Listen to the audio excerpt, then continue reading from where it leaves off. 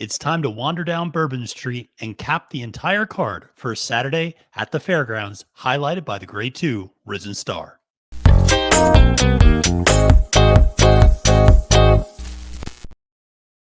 Salutations and welcome, friends. I'm your host for this episode, Capping the Card. My name is Matthew DeSantis, and you can find me on Twitter at the handle at Failed to Menace. Welcome to another episode of Capping the Card, where myself and a trusted guest this week will be going through the entire Fairgrounds card on Saturday, which is a loaded 13 race card featuring several graded stakes races, of course, highlighted by the Grade 2 Risen Star, which is, of course, earning Kentucky Derby points, not to be outshadowed by the Grade 2 Rachel Alexandra, the race right before that, earning Kentucky Oaks points. So a huge day of racing down in New Orleans. Looks like it's going to be beautiful weather this weekend, so that turf course should be okay, and we should have a nice day of racing down there. But before we get started, just a quick reminder, make sure to subscribe to Trust the Profits. Make sure to follow me on Twitter at the handle at Failed to Menace. And make sure to like this video and leave a comment below. Who do you like on Saturday's Fairgrounds card? Who's your favorite in the Risen Star? Who's your best bet? Who's your best value play throughout it all?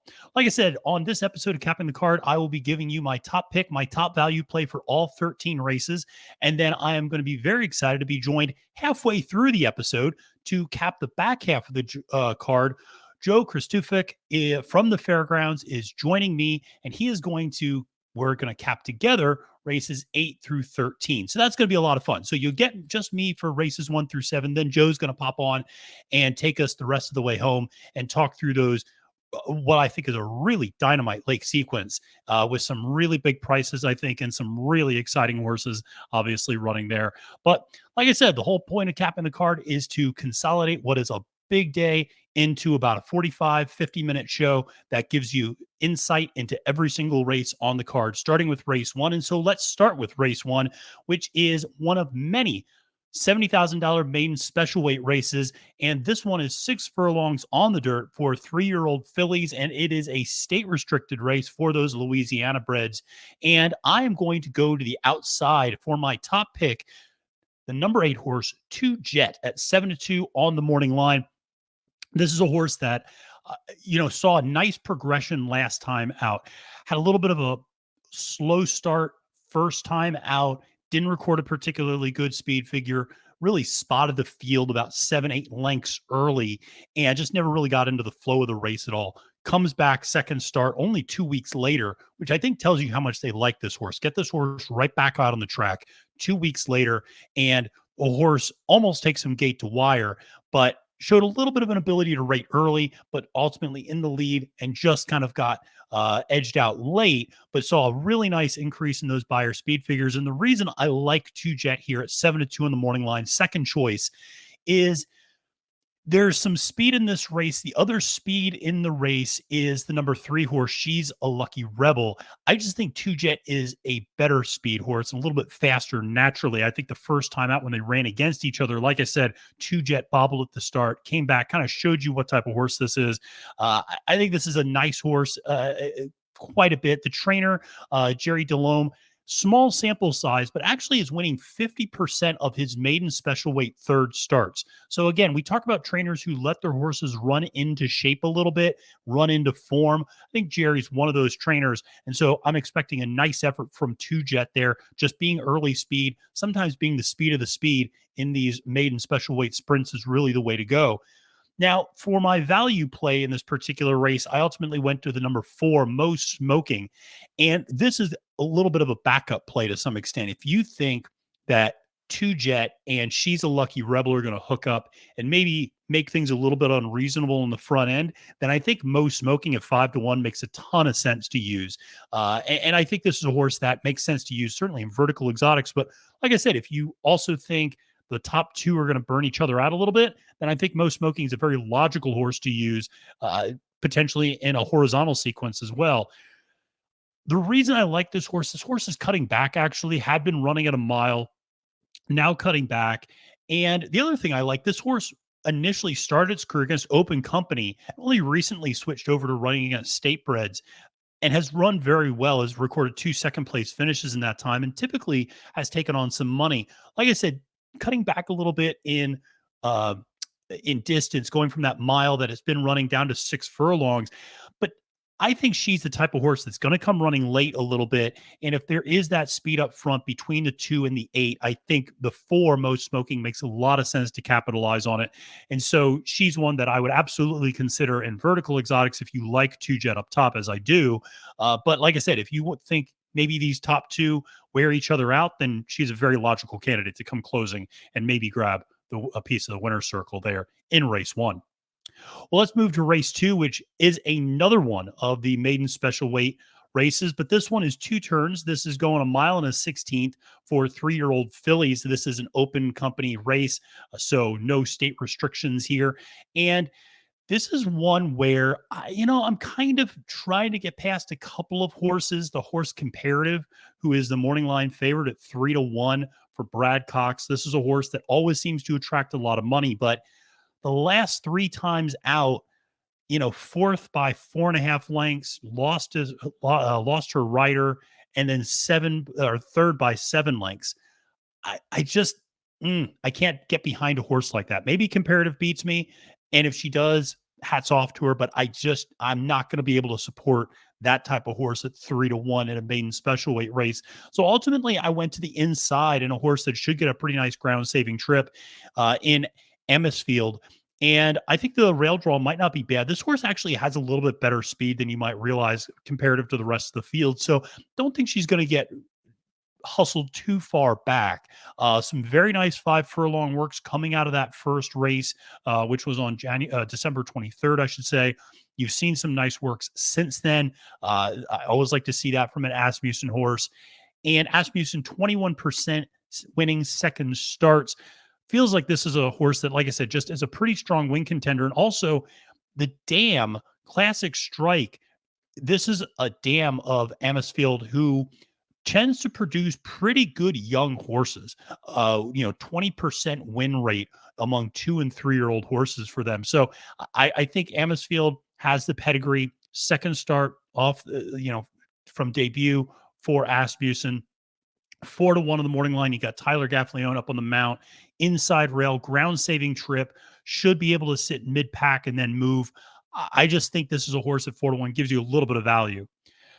Now, in terms of my value play, you're going to see it's not a lot more expensive or not a lot of a higher value necessarily than my top pick, but I do like the number 7 Nancy Spain, 9-2 for Eddie Keneally. This is a horse that is a half to Trinneberg, actually. So there's some horses later on in the card that have some really interesting pedigrees, but half to Trinneberg, always have to take that seriously. And you got to have Ghost Sapper up top, which is, of course, a great horse and one of my favorite sires, actually. And, this is a horse that may just not have liked the sealed track last time out. Showed some ability on debut in a pretty expensive maiden special weight race at Churchill Downs, $117,000 maiden special weight. Then really drops down to a maiden special weight 50, going 2 turns, like I said, on that sealed track at Fairgrounds. I just don't think that horse loved that. This horse now is getting blinkers on. You also have to look, this horse didn't break poorly, but didn't break great last time. Really spotted the field 9 lengths early. That's something which didn't show on debut. So I'm hoping they iron those gate issues out. The horse kind of gets away pretty well, sitting mid-pack in all likelihood. But this is a horse, like I said, blinkers on, should be a little bit more forwardly placed now, a little bit more engaged throughout. I just think this is a horse that, Stone Street bred. I tend to trust that. And I think there's a fair amount of precocity underneath. So I think this is a horse 9-2. You're getting a decent price. And I think you're going to see a step forward. And it should be pointed out that despite that poor effort last time, those speed figures this horse turned in that second start, really not that far off from where the favorites are. So, like I said, I'm going to go to Nancy Spain there as my value play in race number 2. Well, let's head to race number 3, which is a doozy. And this is a large field, and it is a $70,000 allowance, 6 furlongs for 3-year-old and up, state restricted races for those state breds, for those Louisiana breds. And this is a loaded field of 13 horses. So there's a lot of value to be found if you want to take a look for it. I ultimately went to pretty much to the far outside, and the number 11 horse, Lil Wody, I should say, at 6-1 on the morning line for Denise Schmidt with Erica Murray up on board. This is a horse that has just gotten better every single time out. I mean, it's just that simple. This horse has improved every single time out. Speed figure wise goes 44, 52, 61, 66, 69. Now, just broke its maiden last time out in a $50,000 maiden special weight state restricted at the fairgrounds, which I like because a lot of these horses are also coming in from Louisiana Downs, from Delta Downs, from Evangeline Downs. They're coming in from different parts of the state. And so I actually kind of like the fact that what you're getting are, you see what the form looks like at fairgrounds because sometimes when they're running at Delta Downs and Louisiana Downs, and then they come to fairgrounds, maybe there's a little bit of a drop off. You already know what the fairgrounds form looks like. And this horse actually has run really well, I think, the last 3 times out, 2 of which were on sloppy or good sealed tracks, but ultimately broke his maiden on a good track and on a fast track, which is what you were expecting on Saturday. So I like this. I just think this horse makes a lot of sense. 3 for 4 in the money at the 6 furlongs and clearly has some talent. And it has posted the best speed figures in the field. So 6-1 on the morning line, really about the 3rd or 4th choice in this field. But I think you're really getting a good value here. Granted, running against winners for the first time, but this field is filled with horses that I think are very beatable in this spot. And I just like Lil Wody there on the far outside. It should be pointed out also broke on the far outside last time out when breaking his maiden. So like that as a little bit as well. Familiar with how to rate from the far outside. But this is a horse that's going to be up near the lead, but has shown some ability to rate and also shown ability to pass horses. This is a horse that 2 back, for instance, on a sloppy track, or 3 back, I should say, on a sloppy track, was 11 lengths back early, ended up finishing second by only 3/4 of a length. So this horse can run late, doesn't need to just have the lead. Obviously did do that winning, but like I said, there's a few ways this horse could potentially win. Now, for my value play, I went to the number 1 horse, Gutsy, who is actually part of a coupled entry. The other part 1A isn't also eligible, but Gutsy's not going to be breaking from that inside rail despite being the number 1 horse, which I think always an important point to make when looking at sprint races. And this is a horse that I just kind of like. This is a horse that broke its maiden after 3-4 starts at the fairgrounds and has run pretty well lately and is a very honest runner at this level. 8-1 in the morning line. This is a horse I would use underneath. I don't view this horse necessarily as a win candidate, but this is a horse that has produced and gotten a little bit better the last 2 times out. Had a pretty lengthy layoff from August to December, comes back in that December race off that long layoff and faces a sloppy track, doesn't run the best race, comes back January 7th, runs a much better race, finishes 3rd by just 2 lengths.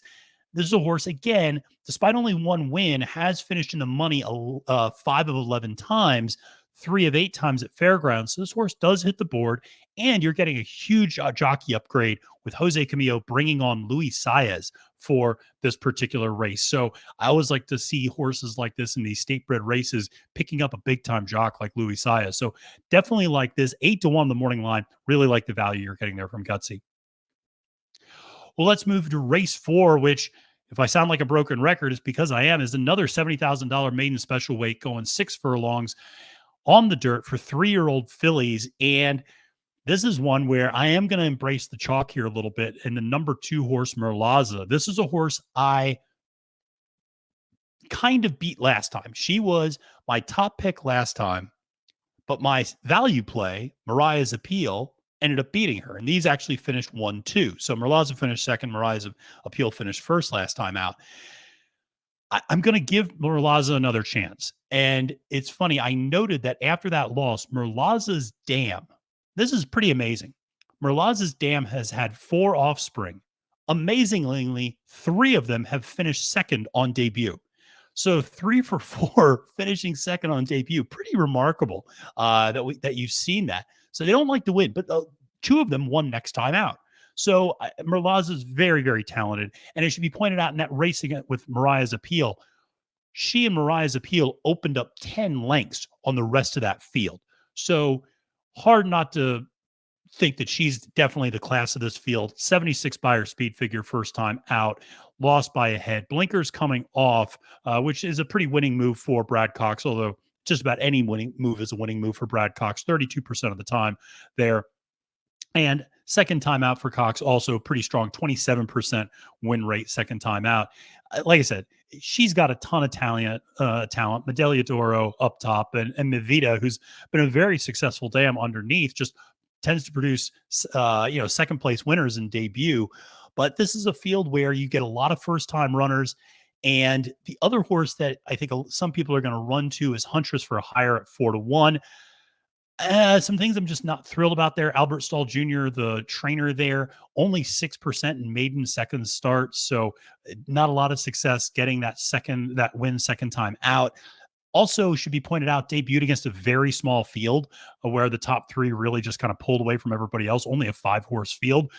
I get a little worried about that, especially now that they're going to be facing a 12-horse field in this particular race. So I'm going to use Merlaza up top at 5-2, but I will give you a little bit of a price to use in the number 6-horse Perfect Wish, a 10-1 in the morning line for Jade Gelner, jockeyed by Corey Lannery. This horse has some decent pedigree for first out success, with the dam producing a first out winner and 2 others who hit the board. So 5 offspring, 3 for 5 hitting the board with a winner. So there's some precocity there. And Midshipman, the sire, producing 14% first time out winners, which is well above average. So the works look very solid. Nice 5 furlong work on January 28th, which from the gate went 101 and 2 and was 7-44 that particular day. So I like that. And this is also a trainer in Jane Geldner who gets them pretty well ready despite being maybe a smaller operation. 19% win rate first time out, which is pretty damn impressive for any barn, particular one that might not be, a big name barn like Brad Cox or Steve Asmussen or Chad Brown. So a lot to like there with Gelner in the spot. I think in bringing on Perfect Wish at 10-1, I see this horse as absolutely great value in race 4. Well, let's go to race 5, which is yet another. And it's not gonna be the last time. It's yet another maiden special weight, 70,000, 6 furlongs on the dirt. And this is for the boys. And this is one where there is a very big favorite, Bishop's Bay, for Brad Cox, who's debuting. It should be pointed out, almost everybody in this field is a first time out starter. So this is a little bit of a dart throw. This might feel like a very spready race if you're playing a horizontal sequence. Absolutely understand that. I'm going to take a shot, though, at a little bit of a pedigree play. And that's number 3, Ocean City, at 5-1 on the morning line for Steve Asmussen and Johnny Velasquez. Why do I like this horse? Well, this horse is a half to Jackie's Warrior.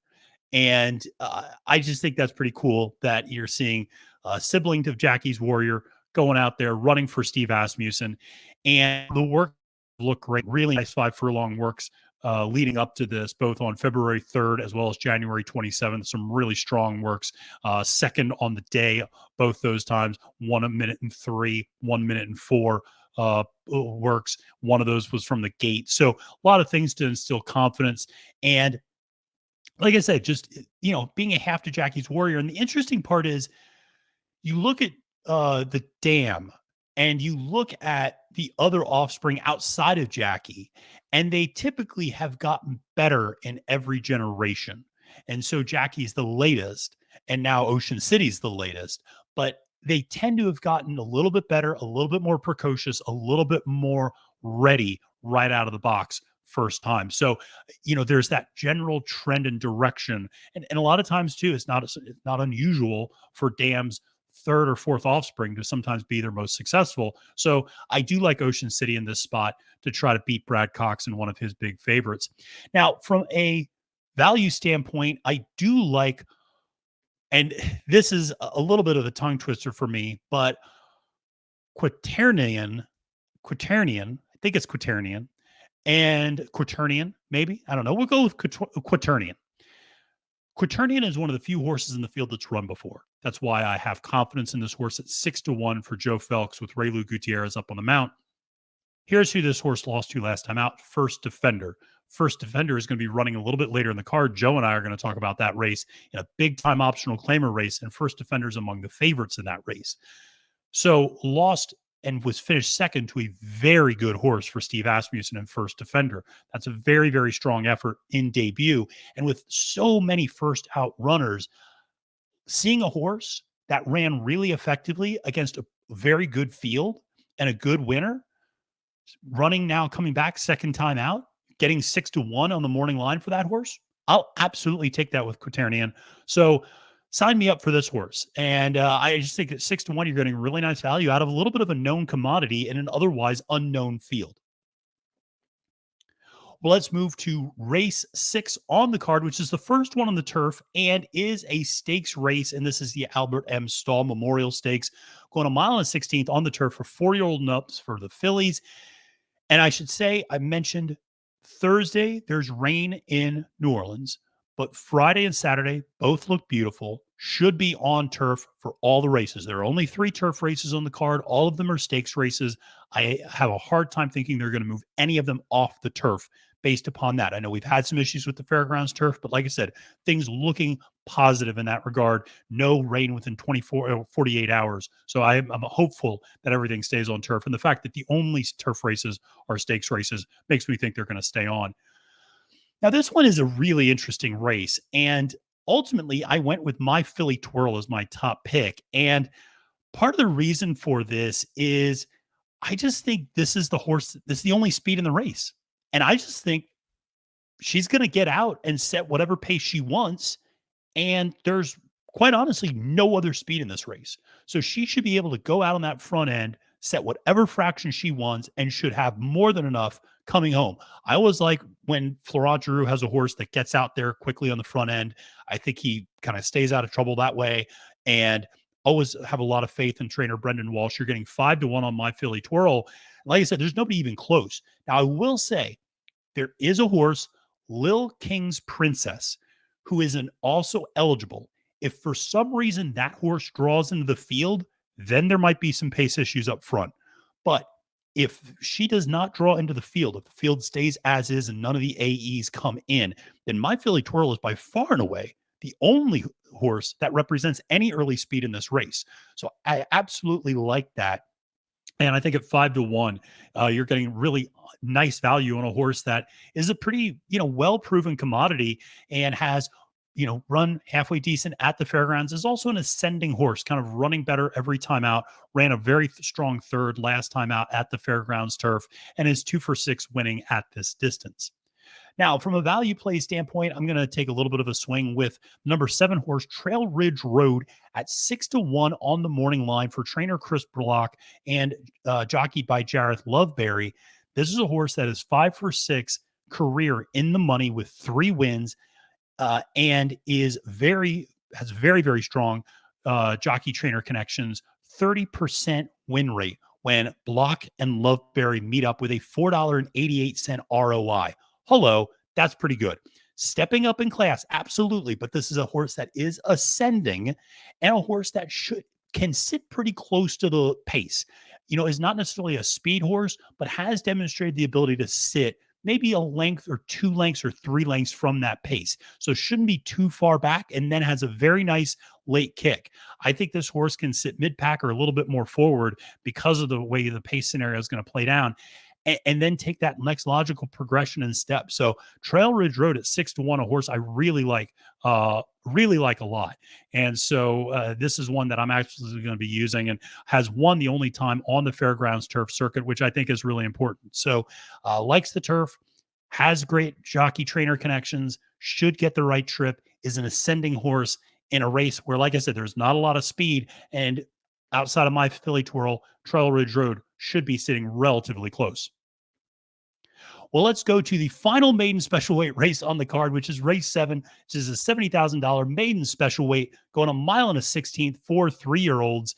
And this is, like I said, a really nice race. I think there's some nice horses you can get a little bit of a price here. My top pick, number 1, Baseline Beater, 9-2 for Neil Pessin and Corey Lannery.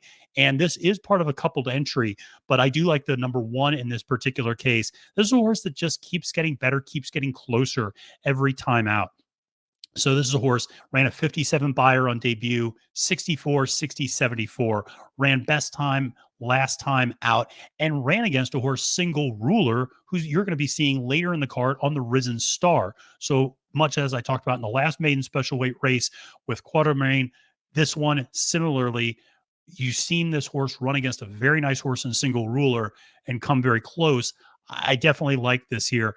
A very good jockey trainer combination when Peston and Lannery meet up, 33% winning rate with a $2.60 ROI. So some things to like there. And at 9-2, like I said, a horse that just keeps progressing and is a little bit of a deep closer, but there should be a little bit of speed in this race. And I think you could see a pretty nice scenario here. And this horse also has shown the ability to sit mid-pack. So definitely like that as well. Now, from a value standpoint, I like the number 6 Game Time Gladiator, and I would say I like the number 11 Fightin' Ready at 10-1 a lot, except the horse drew the 11 post.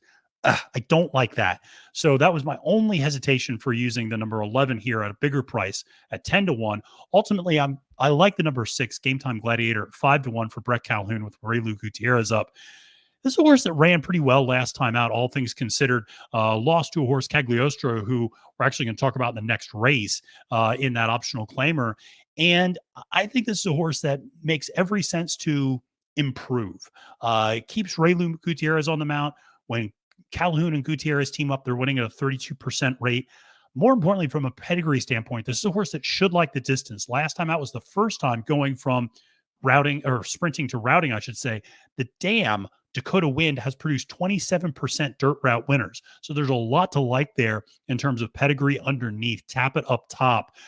I think this is a strong underneath play at the very least. This horse has run 4th both times in debut. Should be pointed out, had the inside post last time, had the far outside post the time before that. Now getting a little bit more of a middle post. Should get, I think, a little bit better of a trip. And like I said, give you a little bit of value at 5-1 on the morning line. Well, I'm excited to move on to race 8, and that is where my guest, Joe Kristofek from the Fairgrounds, is going to be joining me as we break down the remainder of the card at the Fairgrounds on Saturday. All right. Well, here we are. Welcome back. And we are going to be capping the rest of the way. Joe, thank you so much for joining me and capping the final few races on this really stacked Risen Star Day card down at the Fairgrounds. Yeah, Matthew, it's great to be on with you. Really appreciate what you do promoting the sport of racing in a very intellectual, intelligent way and getting people, up to speed on the races and, maybe teaching people that, need a little bit of a boost when it comes to upping their game moving forward, because that's why we love it. It's a puzzle. It's a game that we can bet on. You get those puzzles right, you put your tickets together correctly, you can get paid for it. So appreciate what you do. Oh, I really appreciate it. Thank you for the kind words, Joe. Well, let's dive right into a race where I think we both actually like a little bit of a price up top. And race 8 is a really competitive $80,000 optional claimer going 1.16 miles for 3-year-olds. And this absolutely, I think, has Kentucky Derby implications because of some of the horses we might not have up here, but a horse like Banishing, obviously First Defender as well. But we both landed on the number 1 horse, Cagliostro, as our top pick. Joe, I'll let you start things off as the guest. Why don't you talk a little bit about what drew you to the Cherie DeVaux horse? Well, with Banishing and First Defender in the race, Cagliostro is going to be, a bigger price. I mean, the fact that you've got 2 horses that are steam around the racetrack, 2 horses that come in off dominating wins, so to speak. Steve Asmus has really been talking up First Defender. Banishing's, I think, 27-1 in Kentucky Derby future wager, 3 and 4. He's a little bit less than 30-1. I think in both, and all he has is a maiden win. I was impressed by it as well. But this game's about finding value, and I know the speed figures on Cagliostro are not going to come back as fast as a couple of the others in this particular race. But if we look at the race visually, I think it was extremely impressive. He got pinched back at the start. He was 4 wide basically the entire race. He was 6 wide in the turn. And when he made that move, he made it in hand. And he won going away, but looked like he had a lot more to give. And looks like he's going to benefit from that experience. He draws a rail here. We'll see how he handles that inside trip. It's going to be something that's a little bit foreign to him. But I think he's got a lot of upside. I think of the three that I think have a chance to win this race, he's going to be by far the biggest price. And that's why I landed on Cagliostro. Yeah, a lot of thoughts similar to you. I also just wonder about First Defender and Banishing going out up front against each other a little bit, maybe wearing each other out. Cagliostro able to sit back a little bit more and should get, I think, an ideal trip. And as you mentioned, at a much bigger price than what you're going to get with First Defender and Banishing, who are going to attract a lot of money at the windows. So a lot to like there for Cherie DeVaux. I'll just say my value play in this one is really not much value compared to Cagliostro, but Dennington at 5-1 for Ken McPeak. This is a horse that's actually stepping down, you could argue, in class a little bit, going from the grade 3 Lecomte and now coming to the $80,000 optional claimer here. It's a horse that has some races, I think, to run back to. Again, should be sitting off of that pace. If you think that Banishing and First Defender might wear each other out up front, then Dennington's a horse that I don't necessarily view as a win candidate, but as a horse to use underneath in vertical exotics, who could come running late for Ken McPeak, taking the blinkers off, getting Lasix for the first time. So that was one that I'm just thinking about using maybe in an exacta or a trifecta sequence. But you have First Defender as your second choice, and you mentioned Asmussen talking that horse up. How impressed were you by that debut?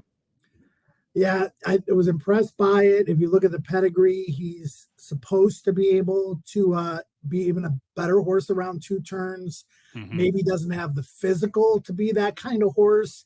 You know, Steve had mentioned that he thinks he's the most talented horse he's running on Saturday, and he's got 3 in the Risen Star. So that tells you what he thinks of him. And, you know, Steve basically said they're going to have to try to catch him. So I think he's going to make the lead. I think Banishing is going to get the right trip. Banishing had a little bit of a setback going into Lecomte when he scratched, and the reports from the clockers are maybe not quite as good in his training as he was going into the Lecomte race he was forced to miss. So I think there's an opportunity for First Defender to go gate to wire, and this racetrack is, you know, maybe a little bit more kind towards speed than it had been the previous couple of weeks when it was deep and kind of taxing and did favor some off the pace runners. So I think the track might be evening out a little bit moving forward towards Saturday. Good to know. Good to know in terms of moving forward. And I mentioned earlier that the weather looks to be wonderful for this weekend. Rain, I think a little bit maybe today, but nothing Friday and Saturday. So should be good in terms of track conditions. And I bring that up as we move to race number 9, which is the Colonel Power Stakes, which is a 5.5 furlong sprint on the turf for 4-year-olds and up. And we both landed on the same top pick, and this is a horse that's coming off over a year layoff, and the number 7 and Gaston and at 9-2 in the morning line. But the way I looked at it was there were a limited number of horses I felt with turf experience in this race, actually. And I also looked at a limited number of horses that just showed a lot of early speed. And I just think the number 7, it might just very well be the speed of the speed and just get out. And this thing could be over pretty quick in terms of, just taking them gate to wire necessarily. Now, there are some horses that are in the also eligibles that could potentially change the pace dynamics if they're drawn in. But I do like this number 7 up top, and interested in what your thoughts are on this horse as well. Yeah, Marcus Hirsch from the Race Inform reporting that the 2 Twirling Roses is going to scratch. That will allow Evan Singh, the 9, to get into the race. And I think he's a contender potentially here. But, man, as a publicist, in addition to a handicapper and a horse player, what a great story it would be for Anguston to win. He's only run 1 time in the last 3.5 years. Came off a similar layoff when he won at Churchill last time, which is a while ago. I was there for that race. I'm friendly with the connections of this horse, who's got a very special place in their hearts, not only because he's good, but for some other exterior reasons. And, you know, he's done it before. And the clockers have said, and, the team involved with this horse has said he's training great. You know, the workouts don't necessarily look like they're on fire on paper, but they don't need to be. I agree with you, Matthew. There's not a lot of speed in this race. And the turf, back a couple of weeks ago, you had to be like in the 12th path to win. Things have evened out a lot the last couple of weeks here. Okay. They've kind of, from the inside to outside, kind of equal wear and tear on the course. It starts to grow a little bit, then they cut it. And it seems to be a lot more fair from inside to outside than it was a couple of weeks ago. And if you followed Fairgrounds, and all the horses were winning on the outside fence. So Yes. I think that can work out to Anguston's benefit as well. People don't realize too, Lon Wiggins is the son of Hal Wiggins of Rachel Alexandra fame. He had Rachel Hmm. Alexandra before Steve Asmussen. Very good trainer, Lon Wiggins, who doesn't have the quality stock, but he maximizes the horses that he does have. Absolutely. And now you have a Keith DeSormo horse, Surveillance, as your second choice. What do you like about this horse in this particular race? Man, he's better than he's ever been, right? He's won Yeah. 3 consecutive races on the dirt. He's looked tremendous doing it. He looks like a graded stakes type sprinter on the dirt, but a lot of people forget that he did, win a race on the Fairgrounds turf earlier in his career. Is he as good on turf as he is on dirt? Well, he's better on dirt now than he was the last time he ran on turf, so that remains to be seen based on the form that he's in, his prior form on the grass. He's the horse to beat here. He's going to be the favorite. It'll be interesting to see if he can transfer that form over to the turf, because he's been so good on the dirt. But out of a Mizzen Masked mare, you would think he'd be every bit as good. But once horses prove themselves over 22 races, you can throw the pedigree out the window. The fact that he's proven on the turf leads me to believe that he'll run well on Saturday. Yeah, absolutely. A horse you have to take seriously in this particular race. For my value play, I'm taking a little bit of a swing at the horse, also coming off of a layoff, the number 4 Pyron. And it's a horse that's run halfway decent off layoffs before, and particularly likes this Fairgrounds turf. Actually won this race last year, has another nice effort, a third place finish as well in the race before that at the Fairgrounds.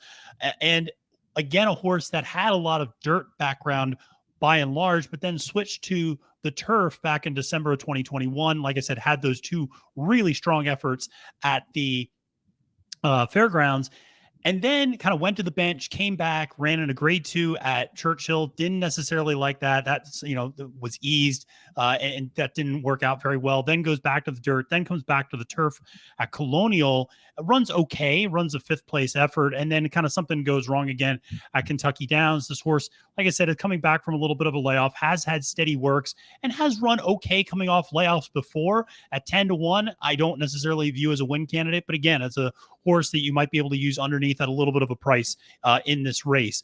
But definitely going to be an intriguing race to see. As you mentioned, the possibility of Evan Singh drawing in, a horse that I also took a long look at as also eligible. Yeah, no doubt. I'll just add on Pyron too. I agree with you. If he runs back to those races from Fairgrounds in the past, he's going to be probably right there. It's a big if, though, because we haven't seen that horse in quite some time. But if Alstall didn't like this horse, he probably would have been in for a claiming tag by now. Yeah, that's a very good point. Yeah. Very good point.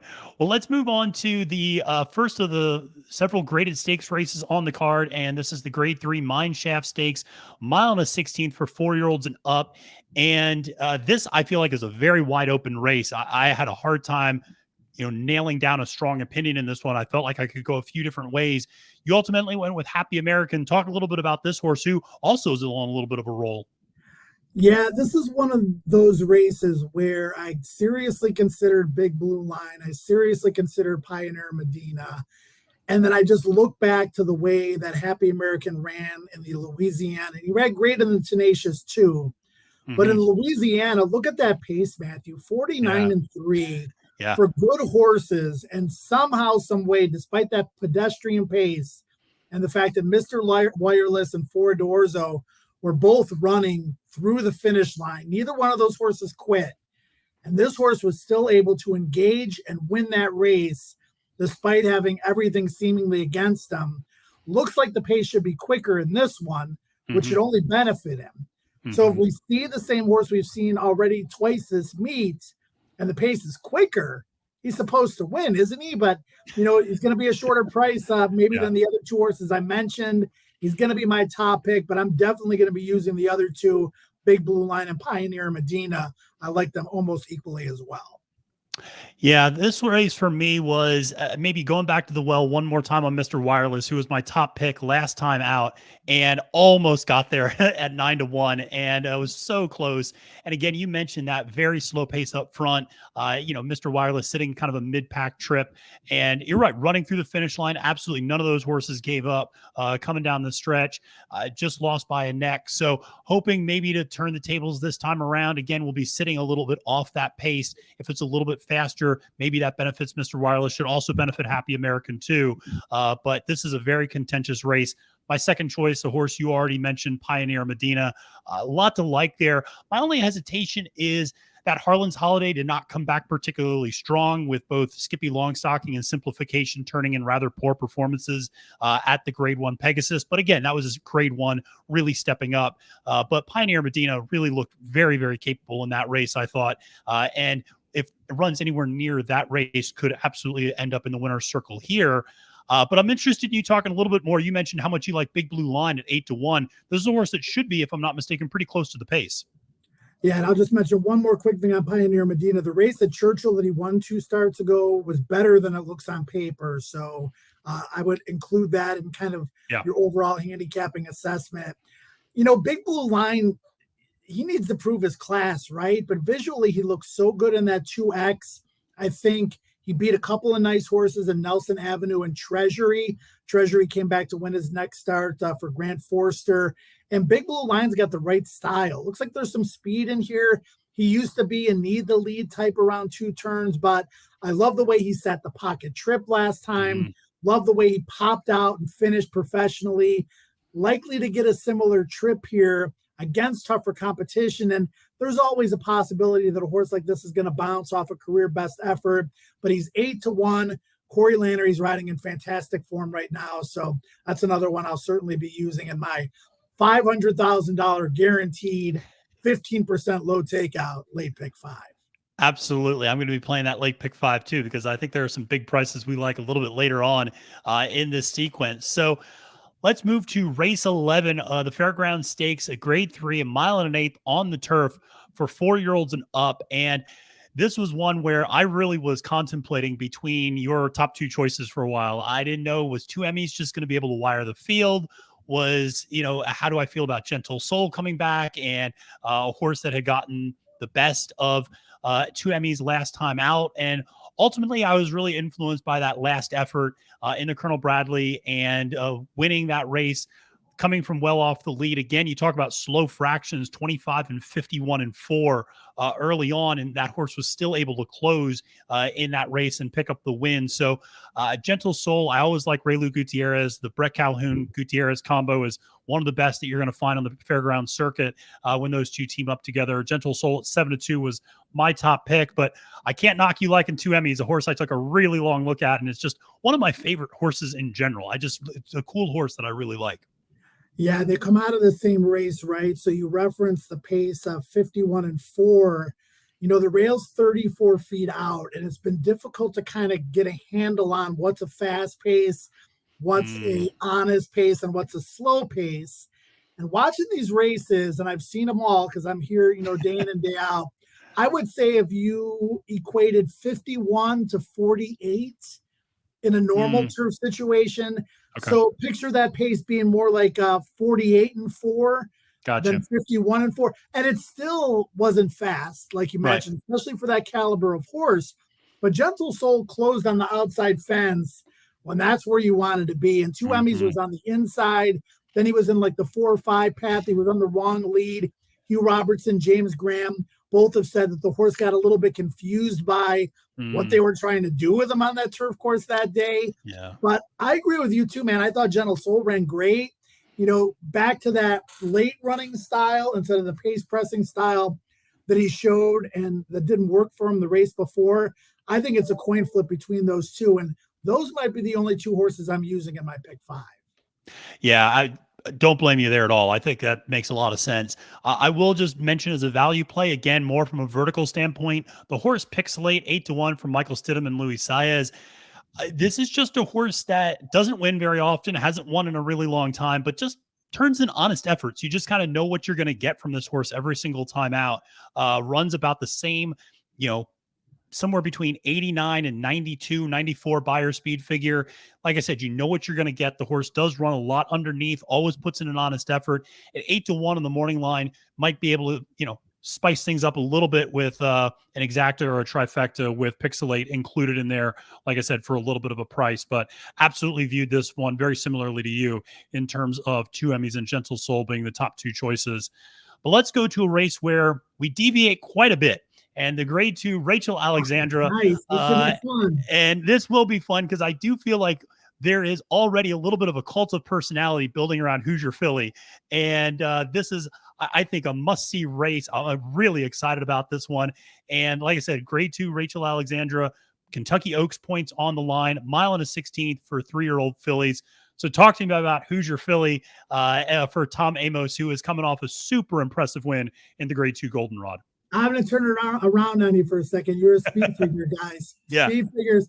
The Hoosier Philly's not much faster than the rest of these, right? Right. Yeah. And there's two sides of the fence, Matthew, right? Yep. And I think more people are on my side of the fence that this horse has a chance to be brilliant. And then there's the, heady gambler types like yourself included that are on the other side of the fence that are like, you know what? I don't think she's any faster than 2 or 3 other horses in this race. Yeah. She's going to be 1-2, probably 2-5, 3-5, 1-2. Yeah. And the other horses, Chop's going to be 7-2. Vava's going to be 8-1. Pretty Mischievous is going to be 8-1. That's where I'm going to find my value. A lot of people are going to be singling her in that pick 5. Mm-hmm. But I mean, Hoosier Philly hasn't done anything yet. I mean, they've all been, except for the sprint where she had to work a little bit harder because she isn't a sprinter. The 2 route races, she's just been bored. Yeah. She's been green. She's been bored. She hasn't been set down. She hasn't, shown us what she's capable of. Now, that being said, if she gets in a battle and another horse looks her in the eye, how's she going to respond? We don't know. Yeah. But are Chop and Vava and Pretty Mischievous and Miracle, those horses that are going to test her? Maybe you're going to get a better price. But this horse is trained like a beast here. Yeah. Since coming off the layoff and off the farm in Florida where, they kept her pretty fit down there. So don't be like, oh, she's only at 3 works. She's not fit enough. Yeah. Same kind of deal with Serengeti Empress a couple of years ago. Tom had 3 works. She won the Rachel Alexandra and following a similar pattern. I just think this horse has so much more to give. Is this a race where I'm going to tell you, 1-2, 3-5 is value? I'm going to be betting her to win? No. I'm going to be watching this race as a fan, maybe singling her in my big pick 5 ticket. Mm-hmm. And, and going from there. From my perspective, I want to see her win by 5 lengths. I want to see her go in the Louisiana Derby, and then we'll see what she can do against the boys.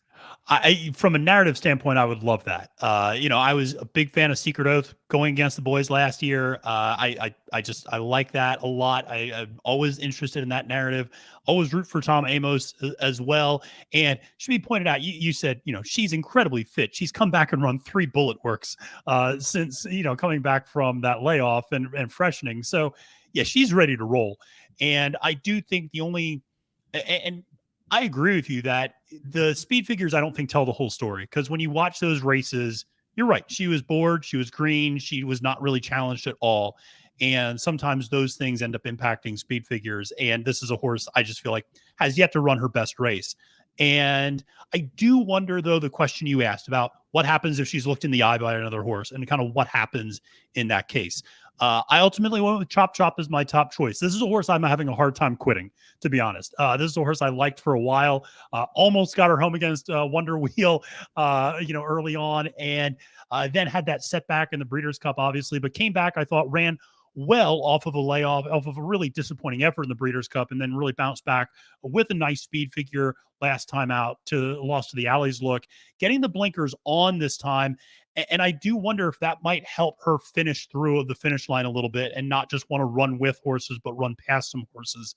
But gonna try to beat Hoosier Philly. But as a fan, I'm going to be very interested in this race and very excited for it. I will just quickly shout out the number 1 Fafa. Like I said, more of an exacta and trifecta use at 8-1 for Cherie DeVoe with Louis Saez aboard. A horse just had a bad start last time out. I think it's important to remember this horse went off as the favorite in that race and gets a better start this time. I wouldn't be surprised if this horse ends up in the exacta trifecta, like I said, at a little bit of a price. So it looks like we may have lost Joe, unfortunately, from a standpoint of technical difficulties. So let's hold on for a second here to see if he's able to pop back.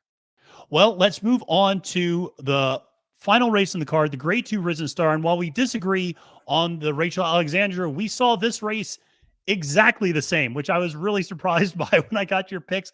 How But is that it possible? made me happy because I was maybe doubting myself a little bit. I was like, should I really be supporting these two horses? And then I saw somebody else validate my opinion. And I thought, hey, I feel pretty good about Two Phils and Crouppy now. So I'll let you talk a little bit about this one. What makes you confident in the Larry Ravelli horse, who every time I look at this horse, I just like it a little bit more. So that's kind of where I ended up.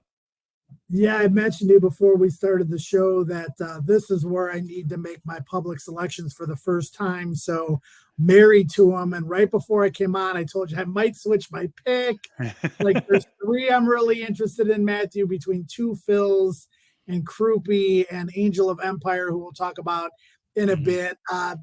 I'm friendly with Larry Ravelli. He's never had a horse in the Kentucky Derby. I really like Jared Loveberry as well. I've seen him grow as a rider here in New Orleans the last couple of years. So as much as with my head, I'm rooting for these guys, with my heart, and he's got a very legitimate chance. I mean, you picked him on top. He ran a great race in the Lecomte, made what looked to be the winning move, and just got run down by Instant Coffee, who ran great that day. This is a horse that has been on the ground since a couple of weeks before the Lecomte. He's stayed here. He's trained well in between races.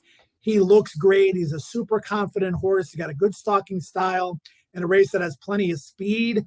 And even though he lost to Instant Coffee, who did outfinish him, he did gallop out in front, which leads me to believe that the 1 1/8 should be within his scope. It's going to be a square enough price. And again, when splitting between three different horses, I root for all the connections. I root for all the horses. They've all got their own good storylines moving forward. But that was why I decided to settle on Two Phils when all was said and done. Yeah, this is a horse I mentioned I just like every time I take a closer look at him. And you mentioned how well he ran in that Lecomte Stakes. Absolutely did. And it should be pointed out, he and Instant Coffee really kind of pulled away from the rest of the field too. So it wasn't just the gallop out. It was the fact they really distanced themselves from Victory Formation and everybody else running that day. So I thought a very classy effort. It should be pointed out that was first off the bench. So now second time off the bench. You mentioned he's been training very effectively down at the fairgrounds. So definitely like that. And at 8-1 in the morning line, I think there are some horses that are going to attract a lot of money. I think a horse like Tappett's Conquest, who's 6-1 in the morning line, based upon what, if you use Twitter as a barometer, that horse is going to go off at 6-5. And, there's a lot of interest there. Victory Formation, the Brad Cox horse, who's drawn a pretty far outside post, is going to have to use a lot of speed. Harlow Cap, who recently got transferred to Steve Asmussen's barn, is going to have a lot of speed. Determinedly. So you mentioned a lot of speed there. Two Phils sitting behind that, I think, has a nice setup. Another horse we both like is a maiden. And this is something I'm a sucker for. But yeah, a maiden in a stakes race. I'll play that at 15-1 for Todd Pletcher and James Graham. But I mean, when you look at the horses Crouppy's run against, it's a murderer's row of Derby contenders and really great horses. And so I just think this horse has demonstrated the ability to hang with some of the very best in this crop, and just makes a ton of sense to use underneath at a huge price at 15-1. You use the word hang in a different context. Hopefully you didn't hang the last time. Behind a good horse than Slip Mahoney. It's interesting because Brad Cox has got 10 horses at Kentucky Derby Future Wager 4, and Slip Mahoney isn't one of them. Yeah. And he's pretty good. I mean, it looked like Crouppy was going to go right by him. He made this explosive Arazi kind of move and came right to his throat latch. Looked like he was going to run by, but I just think Slip Mahoney was really game, and the blinkered Crouppy was just, second best that particular day. But why is this horse here? Well, that was his first race of the year. Secondly, we know he's a deep closer. There is some speed in here. And probably most importantly, this is a 9-furlong race with a long stretch here at the fairgrounds. Todd Pletcher, Mike Rapoli, Todd's won this race before. And, they try to take advantage of opportunities. Is this horse good enough? Well, I mean, the recent speed figure says he certainly fits. He's by Curlin. The dam, Don't Forget About Me, is a half to Beautician. Motom Red Ruby has the pedigree as well. And James Graham won this race several years ago with I've Struck a Nerve at 135 to 1. It's interesting that they reach for the local rider and they don't get, one of their big guys to come in to ride, which threw me off just a little bit, but nobody knows this racetrack as well as James Graham. And I'm thinking that's probably what Todd Pletcher and Mike Rapoli were thinking. Yeah, especially with a deep closer. I feel like you want to know the racetrack a little bit better and kind of, when to move and how to move around the track when you're navigating a big field. But yeah, this is one I like a lot, but it's a wide open race. I mean, there's a lot of value to be had here. Like I said, Tappett's Conquest is a horse a lot of people like. You mentioned Angel, the other horse, the other Cox horse. Now I'm blanking on Angel of Empire. Is that right? Yes. Yeah. Yeah. So, and then you have Curly Jack, the other Tom Amos horse coming back from the layoff as well. I mentioned Harlow Cap, Determinedly, Single Ruler. I mean, there's a lot of good horses in this race, and by far the strongest Kentucky Derby prep, I feel like, of the year that we've seen to this point. Yeah, I mean, Angel of Empire lost to Victory Formation at Oaklawn, but that was a short stretch mile race that really worked in the favor of Victory Formation. And Matthew, if you go back and watch the replay, your viewers go back and watch the replay. Watch Joe Talamo in the gallop out. He asks Angel of Empire to keep going. Yep. And I asked Brad Cox about it, and he said, this horse wants to go at least a mile and an eighth. So when you ask him to gallop out like that, you don't see horses ask them to gallop out very often. That leads me to believe that this horse is in the right race. Again, the same question all of these have to answer. Are they good enough to take that next step? But this is going to be the third choice of the three Brad Cox horses. And who do you get? You get Louis Saez. So that's certainly not a detriment. So Angel of Empire almost picked him on top. Super Live. He'll be on all my tickets. Love it. Well, Joe, thank you so much for joining me today. I really appreciate your time and expertise. And let all the folks know who are watching where they can find you and what all you have going on down at the fairgrounds. That might take longer than it just took us to go through this preview. Let's see. So fairgrounds, I do the media work here. Kevin Kilroy and I, doing stakes advances, covering all the goings on the backstretch. Road to the Kentucky Derbies here this week. Putting out a lot of video content for Churchill Downs and the Kentucky Derby, working here as the main TV person at Fairgrounds, and back to Churchill in April to get ready for Kentucky Derby 149. I'm going to be doing some stuff at Ellis Park this summer, which I'm looking really forward to. So lots going on, man. You get to work in an industry that you love, and there's nothing like the lead up to the Kentucky Derby. And the Risen Star has proven in recent years, and especially to the Rachel Alexandra, to be very, very important prep. So looking forward to Saturday. We're almost there. Absolutely. Couldn't say it better. Well, thank you so much, Joe, again for joining. And for all of you listeners out there, make sure to subscribe to Trust the Profits on YouTube. Make sure to give me a follow on Twitter at the handle @FailedToMenace. Until next time, friends, my name is Matthew DeSantis, wishing you a great and profitable day at the racetrack and reminding you that it's now post time.